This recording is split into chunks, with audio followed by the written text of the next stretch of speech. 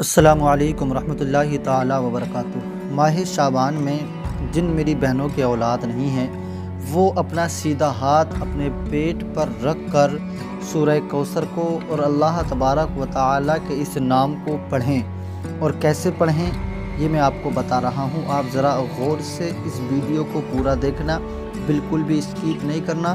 اگر ابھی تک اللہ تبارک و تعالی نے آپ کو اولاد جیسی دولت سے، نعمت سے نہیں نوازا ہے، چاہے آپ کی شادی کو 8 سال ہو گئے، 10 سال ہو گئے، 12 سال ہو گئے، کوئی دقت نہیں ہے، آپ مایوس مت ہونا۔ انشاءاللہ تعالی آپ اس ماہ شعبان میں اس پیارے سے عمل کو کرا، انشاءاللہ تعالی اس عمل کی برکت سے دیکھنا کہ اللہ کریم آپ کو نیک صالح اولاد عطا فرمائے گا، کیونکہ یہ مہینہ اپنے آپ میں بڑی فضیلتوں والا، بڑی برکتوں والا ہے۔ اور مہینے بھی اپنے آپ میں الگ ہیں، مگر یہ مہینہ وہ ہے جس مہینے کو ہمارے پیارے آقا حضور صلی اللہ تعالیٰ علیہ وسلم نے ارشاد فرمایا کہ شعبان میرا مہینہ ہے، شعبان میرا مہینہ ہے۔ تو یہ وہ مہینہ ہے جس مہینے کو پیارے آقا نے اپنا مہینہ قرار دیا ہے۔ دوستو آپ اچھی طرح سے جانتے ہیں تو اس مہینے کی فضیلت اپنے آپ میں ایک الگ فضیلت ہو جایا کرتی ہے، اس مہینے کی برکت اپنے آپ میں ایک الگ برکت ہو جایا کرتی ہے۔ تو میری وہ بہنیں جن کی شادی کو 10 سال، 8 سال، 12 سال، 20 سال ہو گئے ہیں، اولاد کے لیے بہت زیادہ پریشان ہیں اور ابھی تک اولاد نہیں ہیں، بہت حکیموں کے چکر کاٹ لیے، ڈاکٹر طبیبوں کو پیسہ دے دے کر گھر لٹا ڈالا، میں ان سے کہوں گا کہیں پیسہ دینے کی ضرورت نہیں ہے، کہیں کسی کے پاس جانے کی ضرورت نہیں ہے۔ انشاءاللہ تعالی آپ یہ عمل کرنا، کیونکہ آپ اچھی طرح سے جانتی ہو میری بہنوں، اولاد جو دیتا ہے وہ پروردگار دیتا ہے، اولاد اس کے علاوہ کوئی دوسرا دے ہی نہیں سکتا۔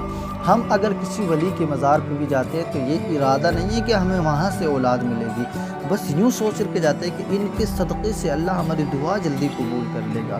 اولاد یہاں سے نہیں بلکہ اولاد تو وہیں سے ملنی ہے، مگر ان کا وسیلہ اس میں شامل ہو جائے گا، تو بس وسیلہ ہی ہو سکتا ہے جو ادھر سے ہو سکتا ہے، باقی اولاد دینا نہیں دینا وہ صرف پروردگار کی ذات کا کام ہے۔ تو اب آپ سمجھ گئی ہوں گی، جب اولاد دینا پروردگار کا کام ہے تو پھر ہم ادھر ادھر دوسروں کے چکر کیوں کاٹیں، پھر کیوں نہ ہم اسی کا کلام پڑھ کر اسی سے مانگیں۔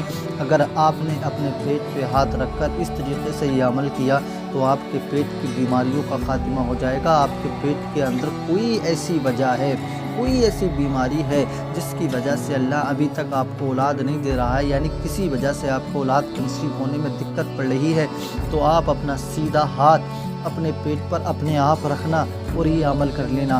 اور سورہ کوثر جن سے قرآن پڑھنا آتا ہے ان کو بھی یاد ہوتی ہے، اور جن کو نہیں آتا ہے ان سے بھی سورہ کوثر ان کو بھی یاد ہوتی ہے۔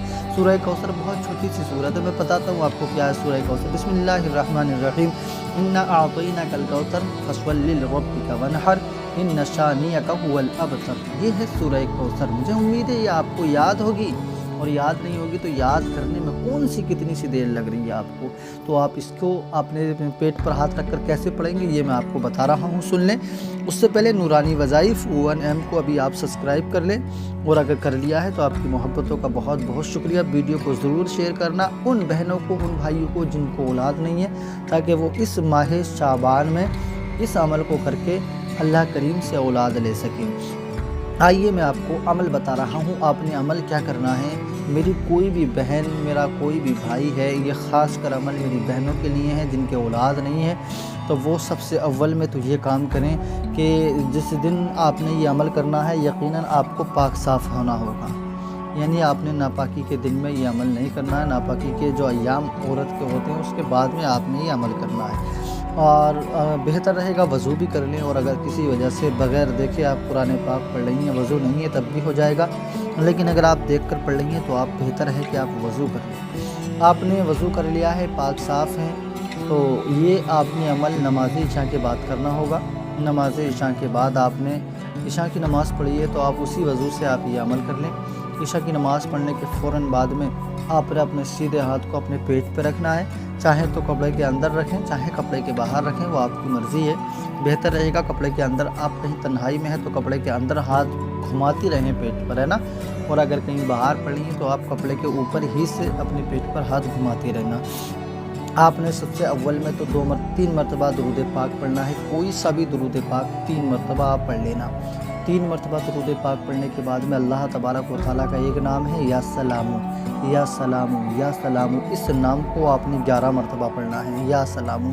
और उसके बाद में सूरह कौसर जो मैंने अभी आपको पढ़ के बताई है, इसको आपने बिस्मिल्लाह शरीफ के साथ सिर्फ 3 मरतबा पढ़ना है। कितनी मरतबा? सिर्फ 3 मरतबा। उसके बाद में फिर 3 मरतबा दुरूद पाक पढ़ेंगे और पढ़ने के बाद में अपने हाथ पर दोबारा से दम कर लें। और दम करने के बाद में, यानी अभी तक तो आप अपने हाथ को पेट पर ऐसे घुमाते रहना। उसके बाद में जब आप पूरी पढ़ लें 3 मरतबा दुरूद शरीफ, अव्वल आखिर में 11 मरतबा या सलामु, 3 मरतबा, फिर सूरह कौसर। उसके बाद में उसी सीधे हाथ पर ज़ोर से फूंक लगाना, एक फूंक मारना उसको, और फिर उसको बाद में फिर अपने पेट पर कपड़े के अंदर अपने पूरे पेट पर घुमाना। और उसके बाद में हाथों को उठाकर रब काबा की बारगाह में दुआ करना। इंशाअल्लाह इस अमल को आप 1 हफ़्ते तक रोज़ाना करना शाम को। और इसी दौरान में अपने शौहर से हम बिस्तरी भी 1-2 मरतबा करना।